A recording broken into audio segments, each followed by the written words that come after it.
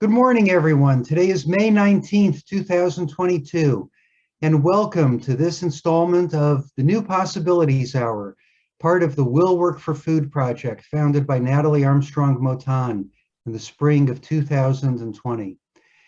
Every week, Natalie, Sarah Agamiri, Jean Lawler, who's not with us today, and I host another cutting-edge webinar on topics related to negotiation, mediation, communication skills, lawyering in general. We hope it's helpful to you.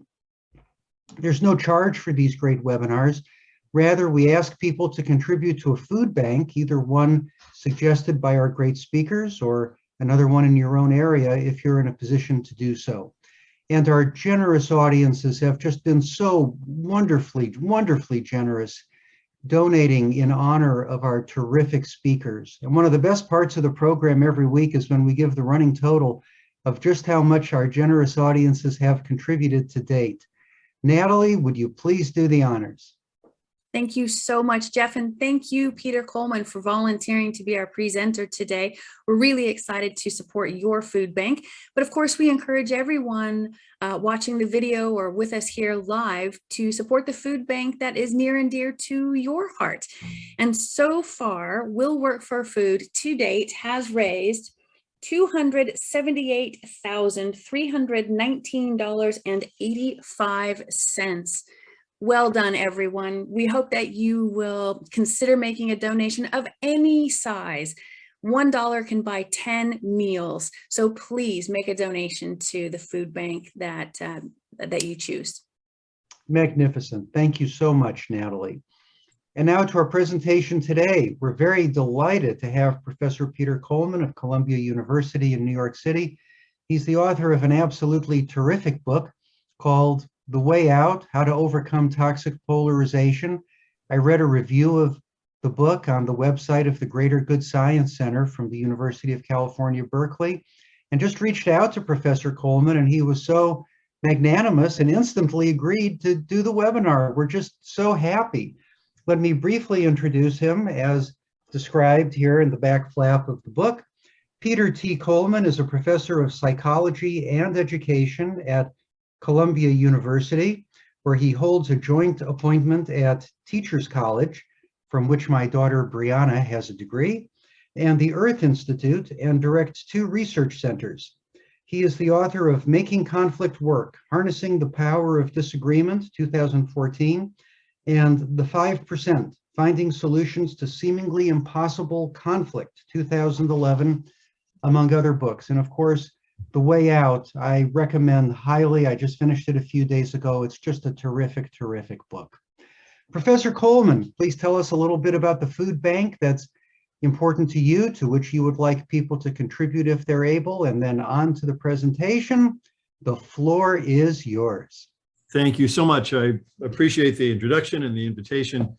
Yes, the food bank I'm eliciting support for is a local food bank. I live on the Upper West Side of New York City, and this bank is housed in a house of worship on 86th Street and West End Avenue on the corner, and they do incredible work in the community, have for decades served the community in terms of their food bank. So that's my recommendation is please reach out to them and help them. There's a large needy population in the area that, you know, congregate there daily for basic support. So what's it called?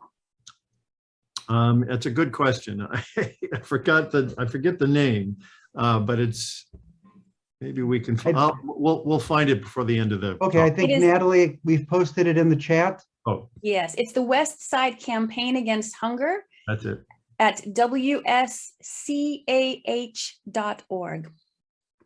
Maybe you can put it in the chat. That would help us all. It's there. Thank you, Natalie. Thanks for remembering. Okay, well, I will get started with my time today, and I hope to leave time for some questions. I am an academic at Columbia, but I'm also a mediator, and I do a lot of work in dispute resolution of different types. And I tend to work in 3 buckets. One is we do research on mediation, negotiation, organizational conflict, community conflict. And then I also work in two more extreme areas. I work in the study of long-term, seemingly intractable, entrenched, sometimes culturally entrenched conflicts, like the political conflict in the US today, which I'll talk about. We also study the opposite side of the equation, which are sustainably peaceful societies. It may come as a surprise to many of you, but around the world, there are societies that are internally or regionally peaceful. There are what they call peace systems, which are clusters of either communities or nations that sort of have a pact to be in peace with each other. And so we study those and try to study the conditions that lead to kind of ongoing peacefulness, because it's one thing to get out of long-term difficult conflicts. It's another thing to sustain peace, and they require sort of different lenses and a different understanding. But today I'm going to talk about sort of addressing political polarization in America and what that might mean for you and your practice and how you think about conflict. And I'm going to share some slides so that you can follow along. Pull that up. Can we see those? Sarah, Jeff, all good? Yeah, okay, great. Perfect. Great, okay. So I'll start with a little background as to why it's called The Way Out, How to Overcome Toxic Polarization. And I'll tell you how I got started with this. We run a lab at Columbia called the Difficult Conversations Lab, where for about 2 decades now, we've brought in people who are on different sides of a morally divisive issue. And we study the conditions under which those conversations go well or don't go well. And because of that, when Donald Trump was elected, when sort of political vitriol and hate started to really become pervasive in the news, and people started to become more and more concerned with the state of democracy in America and politics in America, there are several groups started to approach us because we do research on, dialogue and difficult conversations.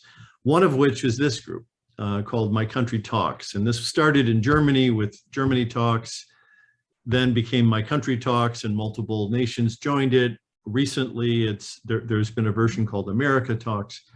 And this is, again, a kind of a well-intentioned initiative to try to bring people together across political divisions and get to know each other. And it's again, an idea that comes from something called contact theory, the contact hypothesis, some of you may be familiar with, but this is just the idea when you have groups, members of different groups, can be racial groups, religious groups, political groups, that are not in touch with each other, that don't live in close proximity to each other, don't have contact with each other, then under those conditions, if there is conflict and tension emerging, it is useful to encourage people to just sort of come together, meet one another, get a sense of the humanity of each other, and that can oftentimes reduce suspiciousness and reduce kind of negative, more destructive dynamics. However, these days, with political divisions in America and with the extreme nature of some of the beliefs and ideologies associated with the different tribal camps of our red and blue politics, sometimes contact, just encouraging people to come together, is not a good idea. So what this group does is they encourage people to go to a website, fill out a survey of some divisive issues, and then they match you with someone in your community who is on the other side of a politically divisive issue, like immigration and building the wall. And then they encourage you to go off either on Zoom or face-to-face and have a cup of coffee and talk. And again, under most conditions, that's a great idea and can be very helpful.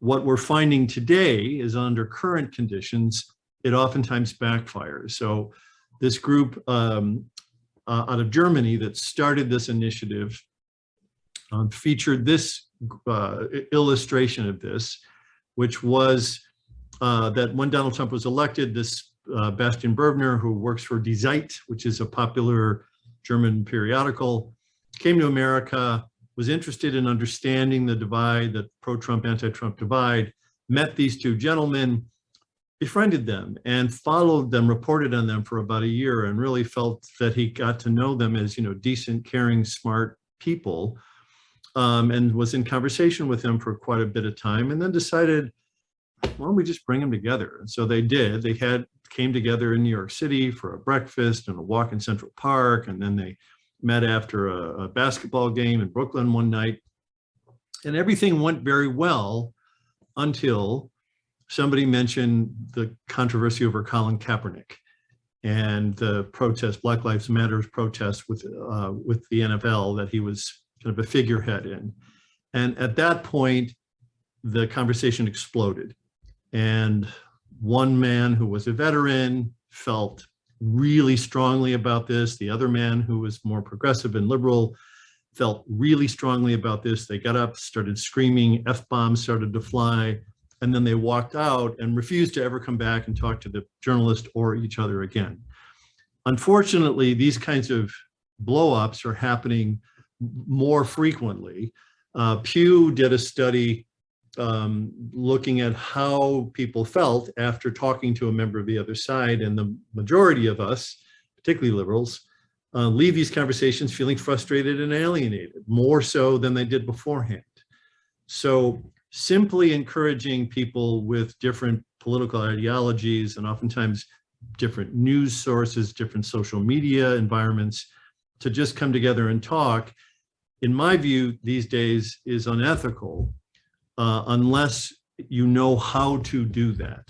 And so that's what I really want to talk about, is what does it take to make those conversations useful? Because when you have true believers on this side or this side, encouraging people just to get together and talk doesn't work. So let me talk just briefly about this concept of toxic polarization and what it is, some of the science of how we got stuck on what is a multi-decade pattern of increasing political polarization in this country, and then mostly on what we can do about it. And I'll give you kind of a high-level taste of that.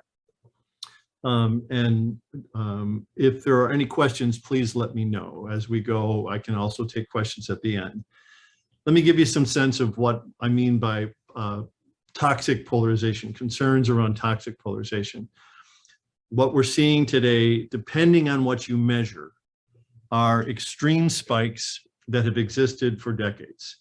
Affective polarization is usually what's measuring, and that's the feeling of warmth and care for your own group, and hate and contempt for the other group. That has been on the rise since the 1970s. You can see here, this is up to 2017 with unfavorable ratings into the 80%, a very unfavorable, almost at 50%.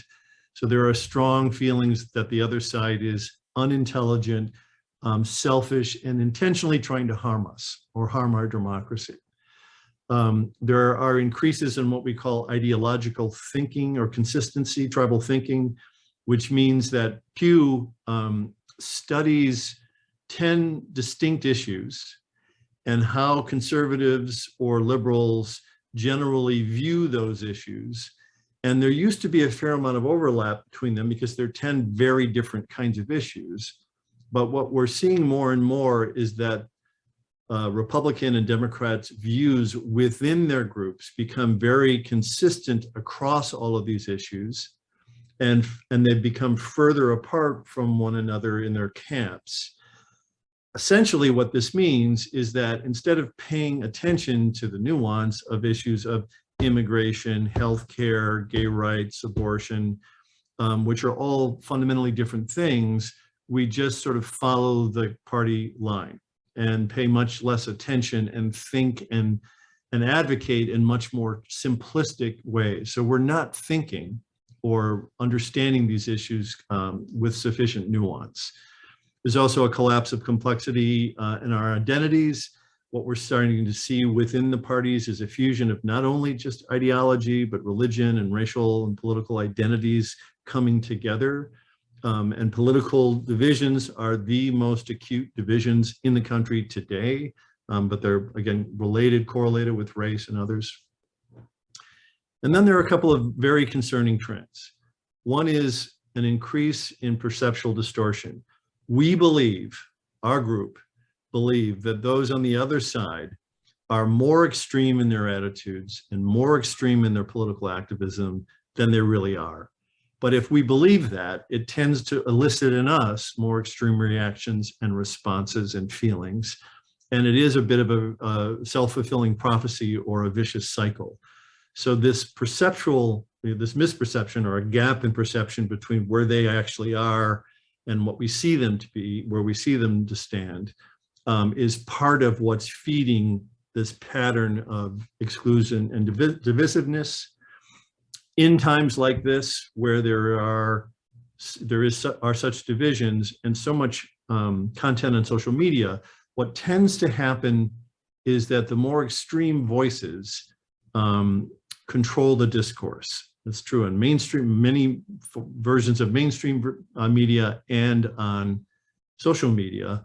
On Twitter, 80% of the content that is posted on Twitter comes from about 10% of the participants, and others are more passive observers or consumers of this information.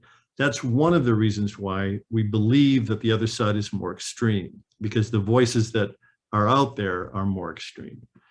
And then most concerning are two things. One is that we're physically moving away from each other. Geographic visual sorting, not just rural urban divides, but also even within the cities. The New York Times did a piece on this study that came out about a year ago, which is showing how even within urban areas, you have this blue and red sorting taking place, so that Democrats are moving away from Republicans towards Democrats and vice versa. And this is a recipe for violence. This is what we've seen in other nations. For example, in India, where you have Hindu-Muslim violence at high rates, you see groups of people, large groups of people that are living in close proximity to one another, but physically sort of distinct or isolated from one another. And that's where intergroup conflicts can spark much higher levels of violence. This is, by the way, where I live on the Upper West Side, in this bastion of blue, but not far from some purple places, which is important to note. The last thing I'll talk about in terms of concerns in these trends are rises in hate groups, hate crimes, and political violence, which we are seeing. White nationalist hate groups grew 55% during the Trump era. We've seen some of the implications of that just this week in the horrible shooting in Buffalo, but reported hate crimes have been on the rise across the country in most states and in many urban areas. And a lot of this is fed by political rhetoric in the media and elsewhere. So to summarize, this poll that came out in last September, 80% of Biden voters, 84% of Trump voters view officials from the other party as presenting a clear and present danger to American democracy. Just listen to that language. 40% of Biden voters, half of Trump voters favor red blue states seceding from the Union to form their own separate country.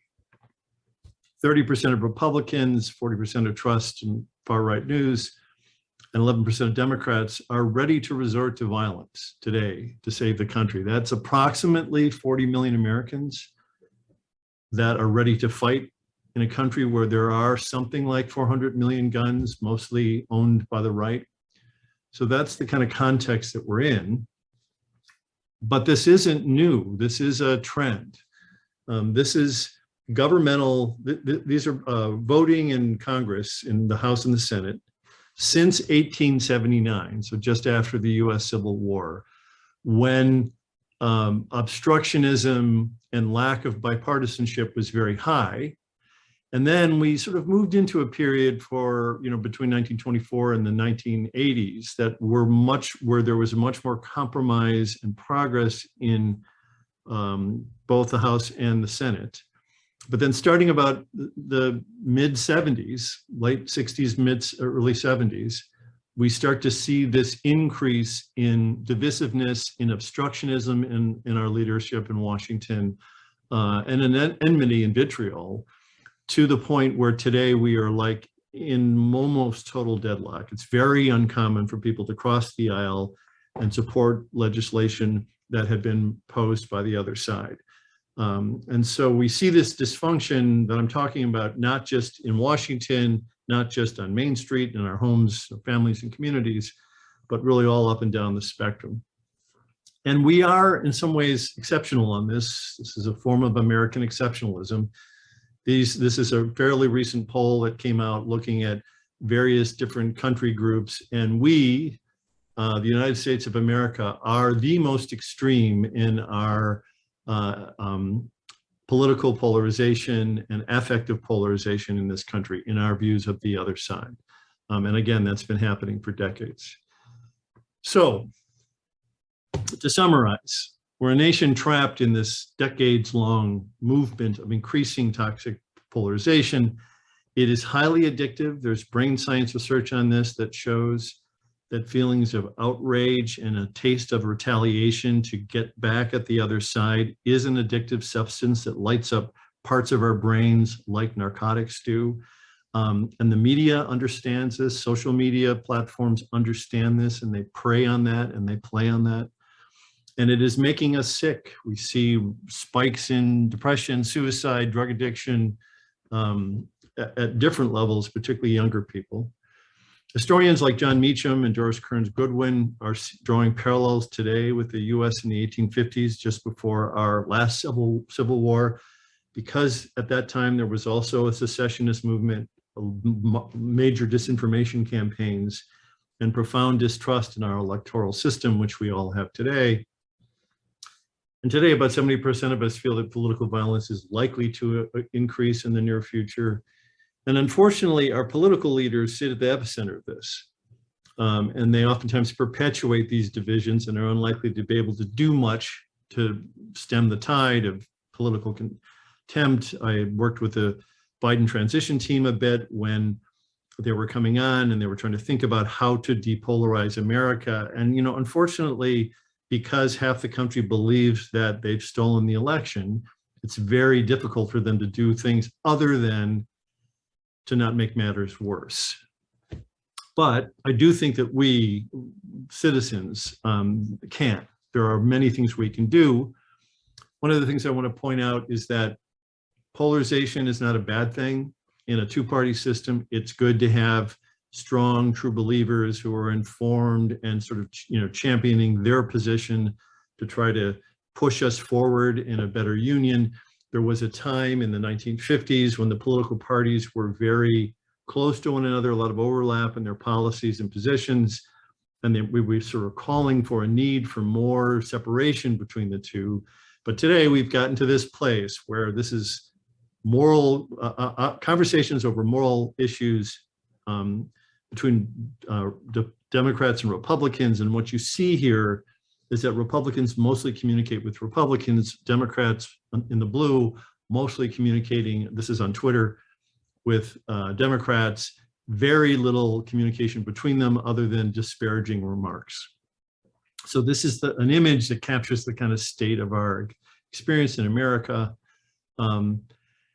So you may wonder, how did we get into this 60-year trajectory since the 70s of increasing enmity and hate?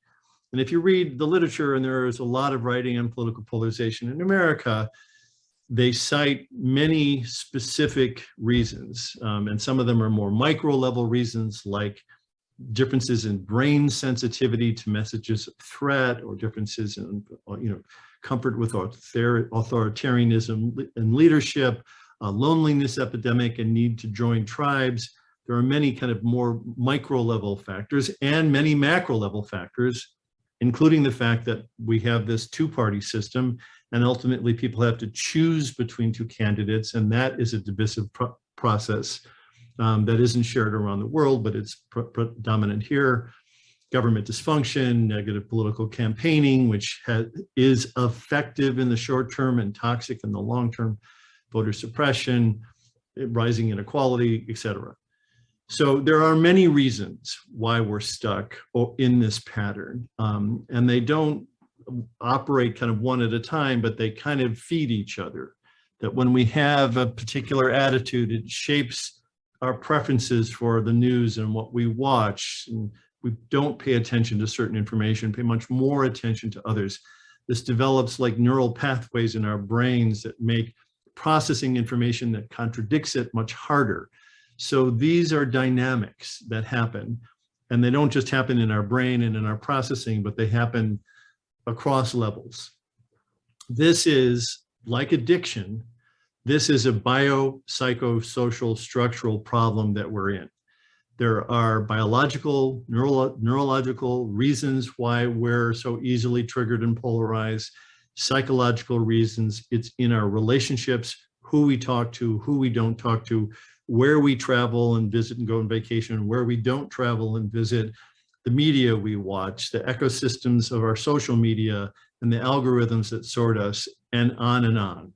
So there are multiple layers to this divisiveness, but mostly what happens is these things start to feed each other as vicious cycles and pull us apart, so that even if we get fed up, we can easily fall into and get sucked back into being triggered by them as, you know, enemies. This is something that Karl Popper, who is a very notable philosopher of science in the last 100 years, called cloud problems. He said that in science or in life, humans face two categories of problems. One are clock problems, which are things that, like a clock, can break and you can take it apart and find the missing piece, fix it and put it back together. That's how we tend to think about most problems. That's our policy approach. That's our mediation approach. It's like, well, let's find the essence of the problem and fix it. Other problems are what he would call cloud problems. These are big, infinite, changing, dynamic things which are really hard to predict and control. And what happens oftentimes is these kinds of cloud problems settle into patterns that become addictive. There's something we call attractors. So let me give you a taste of how this happens. So imagine if you are at your favorite diner. This is your Saturday morning, you're at your diner, you love this place, you go in, you order your favorite breakfast, you're ready to go. And then in walks some guy who you've never seen before, right? Somebody who's new, and they come over and they could sit any place in the diner, but they choose for whatever reason to sit directly next to you on the stool next to you. And not only do they sit next to you, but they kind of splay out, they kind of spread out. And in doing so, kind of touch you, right? Touch your arm, touch your body. So again, no big deal, doesn't really matter. It's a little odd, but whatever. But it's irritating, right? Then you start to pay attention to this person and how he treats the waitress and what he orders, what he's wearing. And suddenly you start to think, oh, I know what's going on here. This guy is just a jerk, right? He just is. And so you start to, even before any kind of communication between you, get a sense that you'd start to develop a bit of a grudge.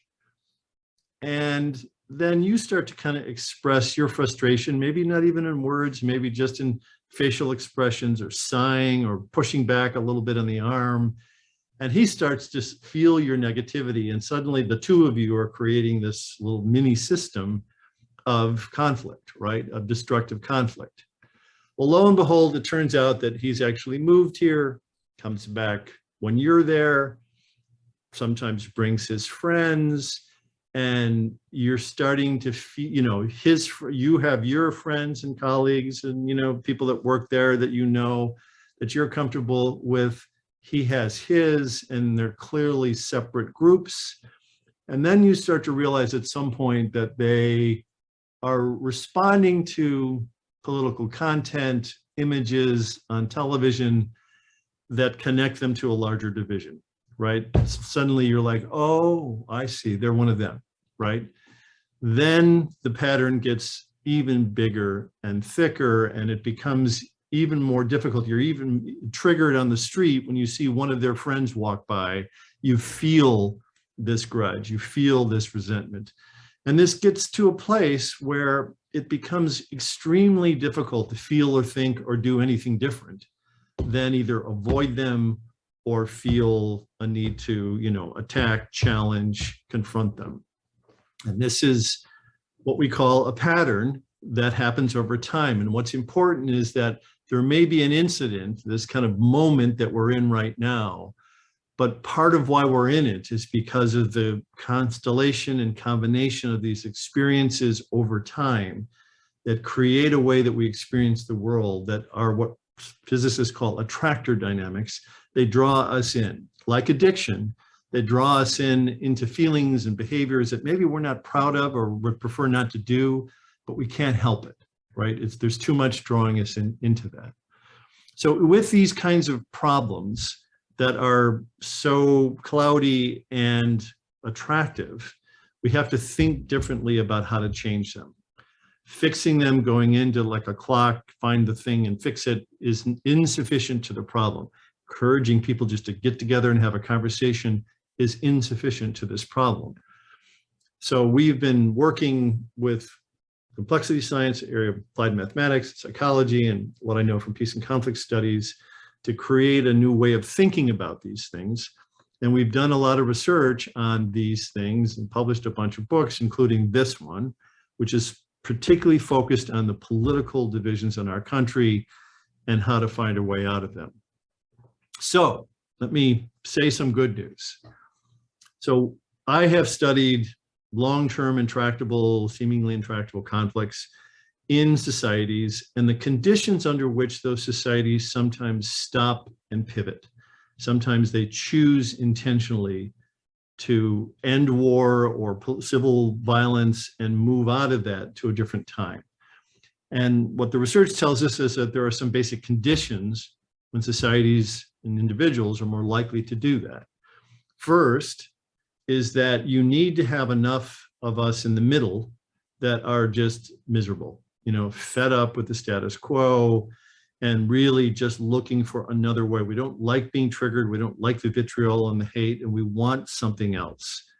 And that kind of misery is good. And the good news is that we've got plenty of it. There's a group called More in Common, which studies and puts out a report called The Hidden Tribes of America.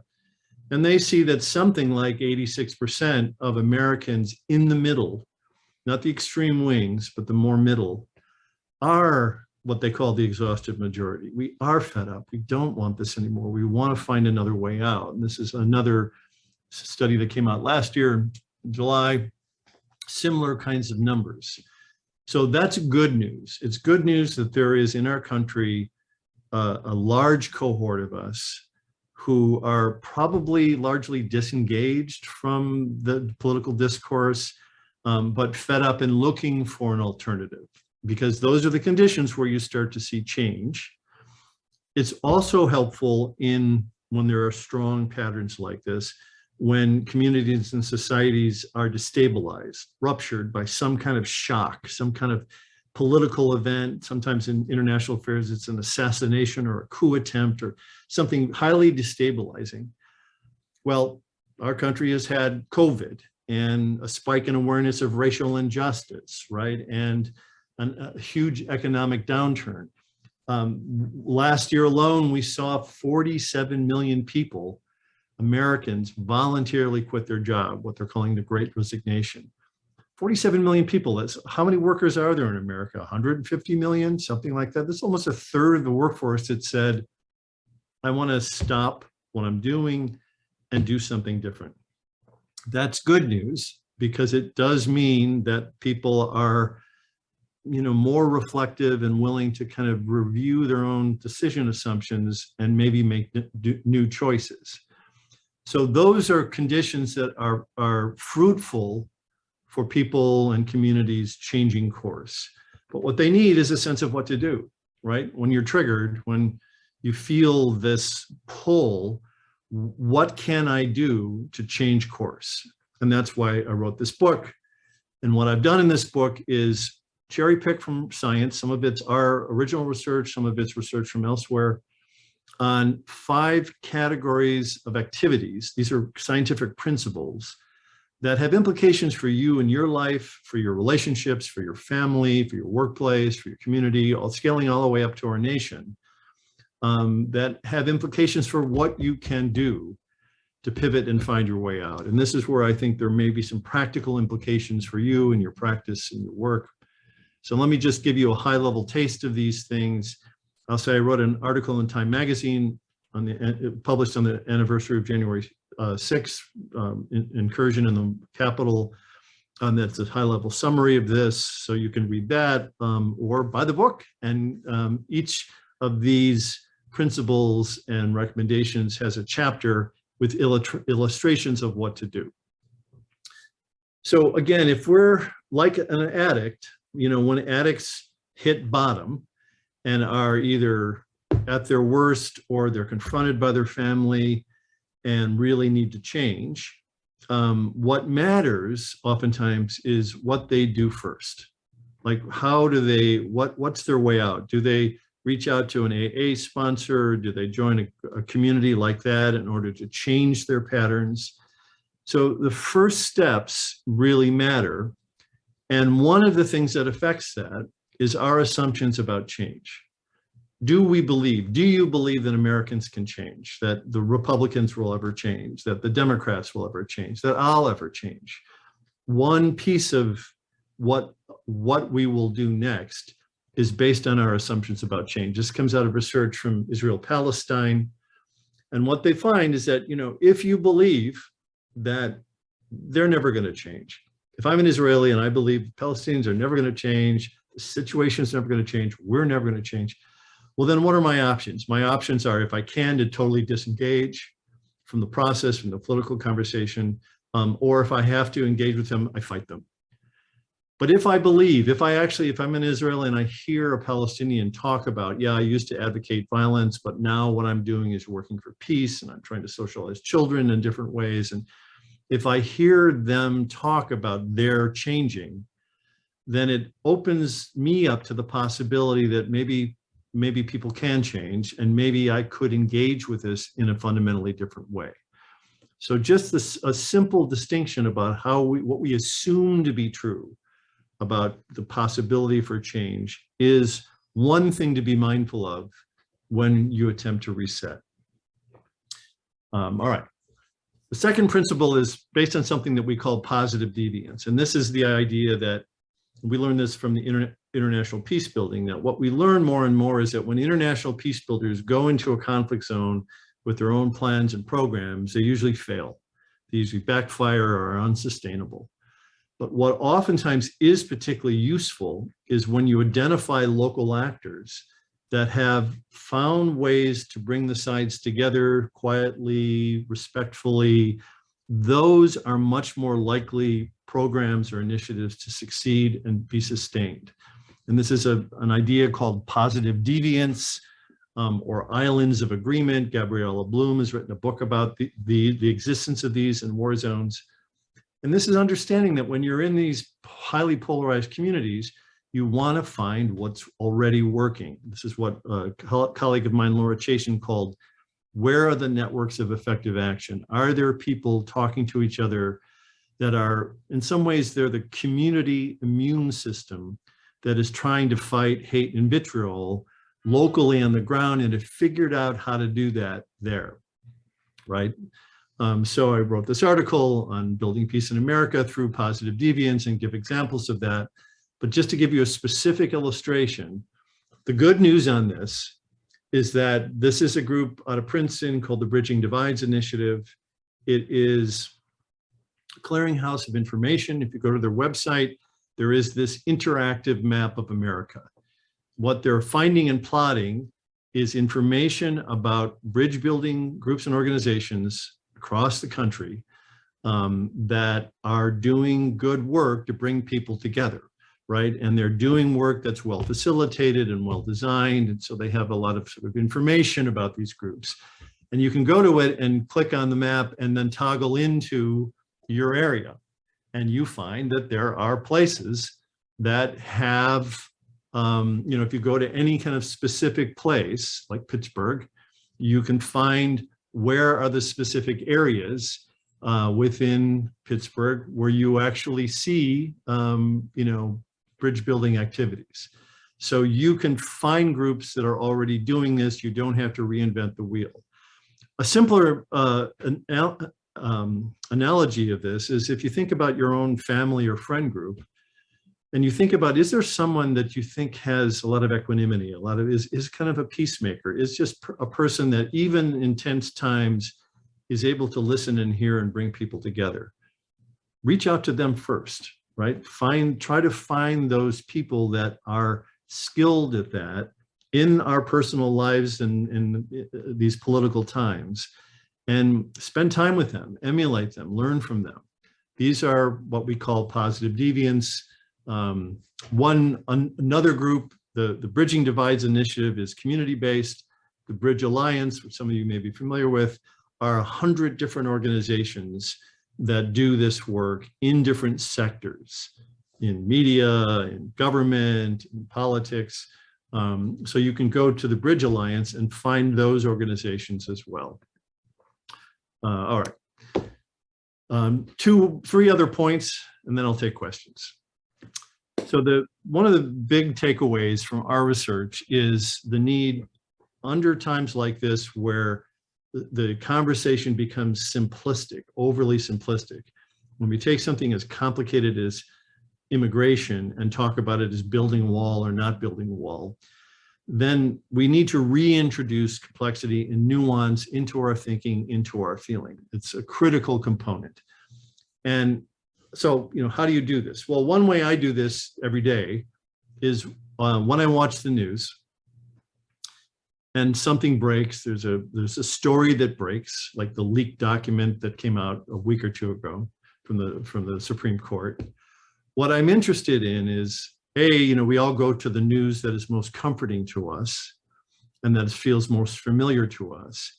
But what I intentionally have done is identify a handful of sources, these are individuals or news sources, that can provide me with news from the other side, from a political position opposite to my own, from people who I think are decent, well-intentioned, and well-informed. I may differ with them fundamentally politically, but I feel like they're in it for the right reasons. They're well-informed, even if I differ. So what I do intentionally when the news breaks is I change the channel.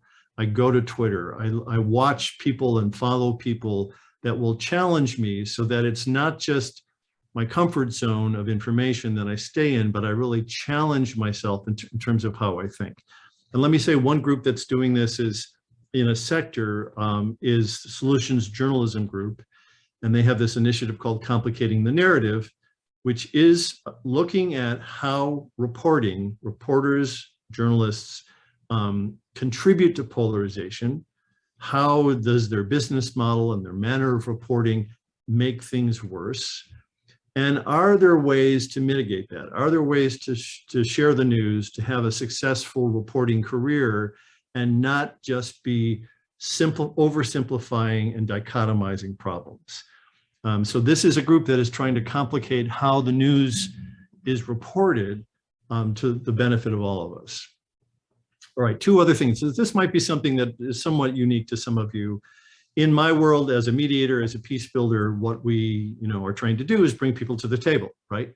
Get them to sit down and talk and work things out. And again, vast majority of time, that's very useful, very helpful, moves people forward. We get to yes, we get to agreements. But sometimes with some issues, when the differences are really rooted in our neurological structures, what we can process and not process, our feelings are very intense, our ideologies or beliefs are very coherent, then sometimes what can help is movement. Physical movement is us, ourselves, getting up, physically going for a walk, trying to do something different, or ideally inviting somebody from the other side of the equation to go for a walk with you, ideally outside, side by side in nature. That tends to trigger a neurological process related to what are called mirror neurons, which sort of moves us in sync. And we learned this from the study of marching bands, dance troops, combat troops, that when people protest movements, when people physically move together, there is a physiological connection that happens, is fostered. And in some ways, it is a secret weapon. It's a secret trick that you can use if you feel really struck really stuck and your brother-in-law is dogmatic and every time you talk, it gets bad, you might say, let's go for a walk. Let's go for a walk outside in public, side by side, and see if that at least helps engender a different kind of dynamic, enough to at least agree to disagree civilly and respectfully. This is an initiative in the Middle East called Abraham's Path. Bill Urey and others created this. And this is based on research from neuroscience and is enacted in this multi-denominational religious trek that follows Abraham's path with his family across many nations. It's also an economic development project, but it's a project that encourages people across religious differences to come together and trek and walk together. And it builds on these principles. All right, and then finally, the bad news. The bad news is, I started with the bad news, I'm going to end with that this work is hard.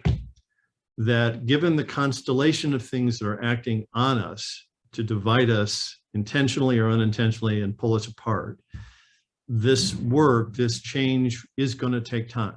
It's not an easy thing to do. We're likely to fail. We're likely to try some things and it's going to blow up and not work. And so the question is, how do we think about the long game? How do we orient ourselves to change in our own lives, our families, our communities, that is mindful of the fact that this has taken us a long time to get into, and it's going to take some time and effort and persistence to sustain progress to get out of it. We can eventually move into a qualitatively different place, but that will take time. This is based on research by Dietrich Dorner, who's a German psychologist who studied things like this. This is a game called the Peace Game, which is about the Israeli-Palestinian conflict. And what he offers in this book and in what I offer in this chapter on adapting is a way of making decisions and behaving that is more likely to help over time. That these are not quick fixes, that they are going to take strategies that are more longer term strategies. And so what are those? And what are some of the nudges that you can make in your life to move us forward? So I'll say that the book culminates in a set of what I call new rules. These are simple nudges that you can consider if you feel triggered or inclined to, perseverate or ruminate, on them and their insanity. What are some of the things that you can do to interrupt that and to start to shift and move in a different direction? So I'll leave it at that. If you go to the website, there are many exercises and ideas and video and media relevant to this, but I'll stop there and take questions or turn it over to you, Jeff.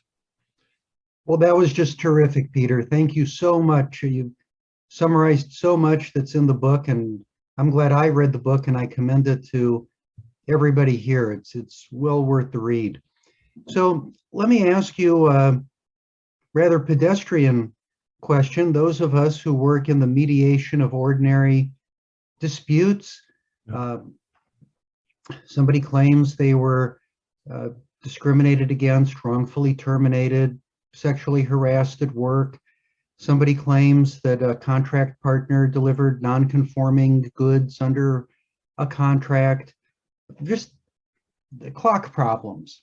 What are some things that, and yet even in those clock situations, we can find that there are people from dramatically different cultures, the cultures of employees and the culture of employers, the culture of vendors and the culture of buyers, and people in different industries, or people from different parts of the country, or alumni of different schools, or whatever it happens to be. So in some of these clock problems, what are some things that we can do to help people when the polarization seems to be overwhelming the substance of the conflict at hand?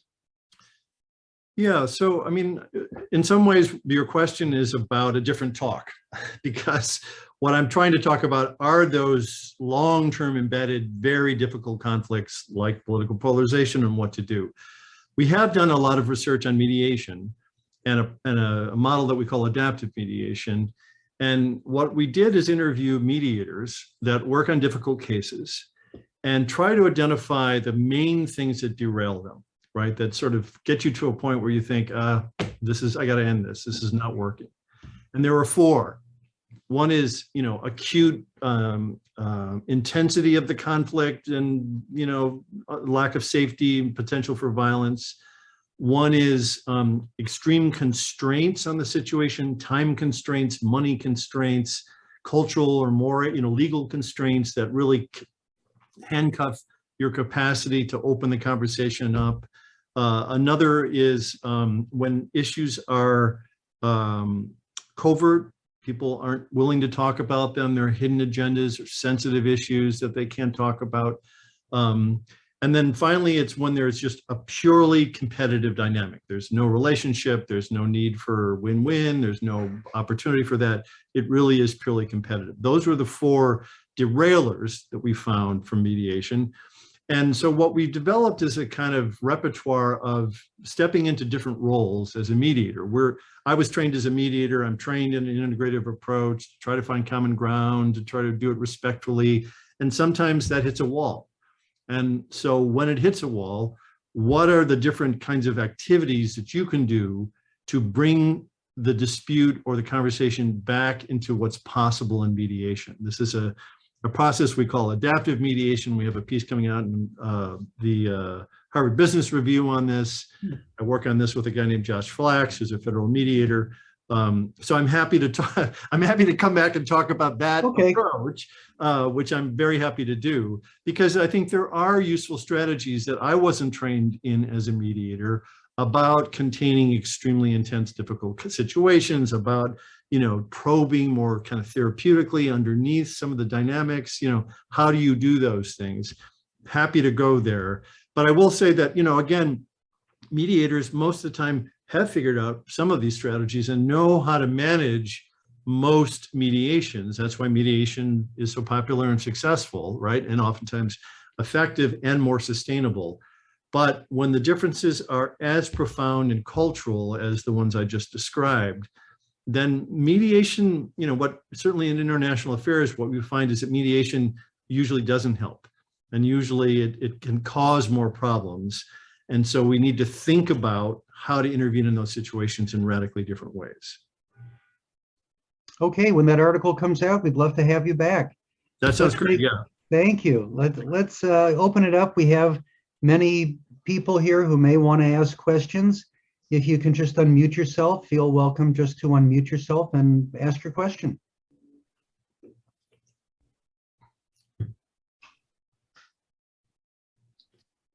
Either people are overwhelmed, underwhelmed, saturated with information. It's always hard to know. But I'm happy to, talk about anything. I'll start with the question. Great. First of all, thank you very much for the presentation. I'm going to buy your book. I'm going to read it from cover to cover. Okay. Fantastic. I'm very fascinated by it. Because you're at a university and because I also teach at a university, what are your ideas about a university as one of these, what did you call them? Bubbles of, a latent bubbles of places where people can, because people at universities do come from very different places. Have you found your own classes or the university environment as a place where you can try these theories out? That's a great question. My colleague Jonathan Haidt has written a lot about, and others, has written a lot about the kind of, strong liberal bent of most universities and colleges in this country. Not all, but most. And so in that space, a space that is much more politically progressive, certainly disputes over political differences are very difficult. I remember when Donald Trump was elected, going and teaching that night, Wednesday night, the night after the election in my class, and having students weeping in class. So it's definitely one of the challenges is that these spaces tend to be really skewed in one direction and not the other. And when divisions come up, I was teaching around 9/11. So right after 9/11, there were some very, I teach conflict and conflict resolution, and there were some very divisive conversations in my class because some would argue that this, America was blindsided, was a victim of insanity and terrorism. And other people with more of a radical perspective said, no, our policies brought this on. We are contributors to this. This is we're sowing the seeds from many generations of our foreign policies. Those, as you can imagine, in that context, those conversations got explosive. And so, yes, those are the times when I need to move into a space. You have your teaching and your academic intentions, and then you have a process like that just emerges. And like I described with mediation and being derailed, it's important to be able to say, okay, it's necessary to move into a different space right now.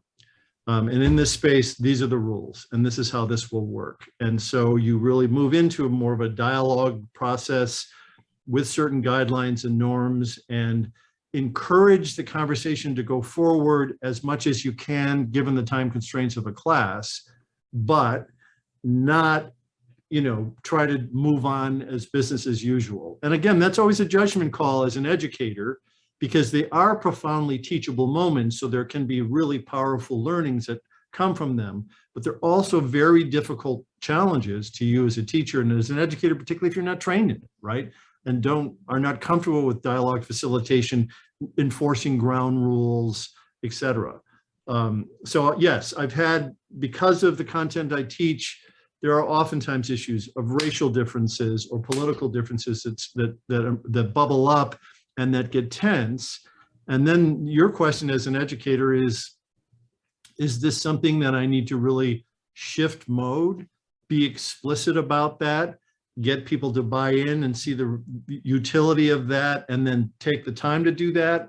Or is this something that can't be opened up here without doing harm, and that needs to be tabled, and then you offer alternative spaces to do that?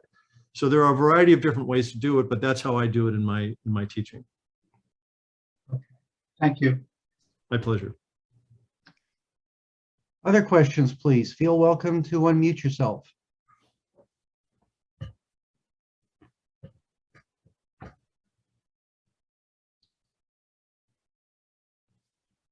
Well, here's one that's Allison Kennemer posted in the chat. Let me read it. Yeah. Deep and thoughtful presentation. Thank you so much. I like the example you gave with your brother-in-law. That seems to suggest that you believe that everyone can apply some of your rules in our day-to-day life to attempt to depolarize our personal environment. Do you believe so? Yeah, I'm not bold enough to say that this is the solution for everybody, but I think that there are powerful ideas in this book that come from years and years of robust research. They're principles that, as I said, scale. And so there's a lot of power in these ideas, and they can be useful to you if you see the potential and if you feel comfortable in using them. Simply going for a walk, movement, is something to be mindful of, I think, particularly for mediators, because it's not something we're trained to do or think about, right? How do you get people physically up and doing something together? What does that look like? Where is that possibility? So I do think that there are ideas and principles from this that apply to everybody, but I will admit, these are challenging times, and people are easily triggered and alienated. 50% of America feels estranged from a member of their own family because of the politics today. So these are hard times where people are easily triggered. So be careful, but it's not hopeless, and we're not trapped in this thing. We can find a way out. Other societies have. I think I have a question, and I really appreciate grappling with this subject, but how do you approach these conversations, these polarization, when there are actual victimization involved? Like when you have a young woman in Afghanistan who cannot, exercise her basic rights with a member of Taliban, how do you manage a conversation with them? Yeah, well, that's one of the reasons why I recommend what I call positive deviance, which is finding groups that know how to do that, right? Know how to bring victims and perpetrators together safely in a constructive process. Know how to bring, people across racial divides in a country where there's a legacy of white supremacy. How do you do that in ways that are effective? We know a lot about that. Some of these groups are very good at it. So in those situations, my recommendation is you don't do it alone. You go to places that know how to do that effectively and use those resources. And do you think that this is a toxic polarization that people should get out? Like, yeah, go ahead. Because I mean, as a young woman that I am grappling with this polarization, I'm starting to think that maybe I shouldn't get out of all of these polarization. Maybe there is a reason that, we are in two sides of it spectrum. No. Really good question. A very important question. What I argue in the book is that times like this require two things. One is activists and fighting and lawyers and litigation and, and a justice system. And we really need that in order to keep the more destructive forces at bay. But if we're on the verge of political civil war, all of that is going to fall apart.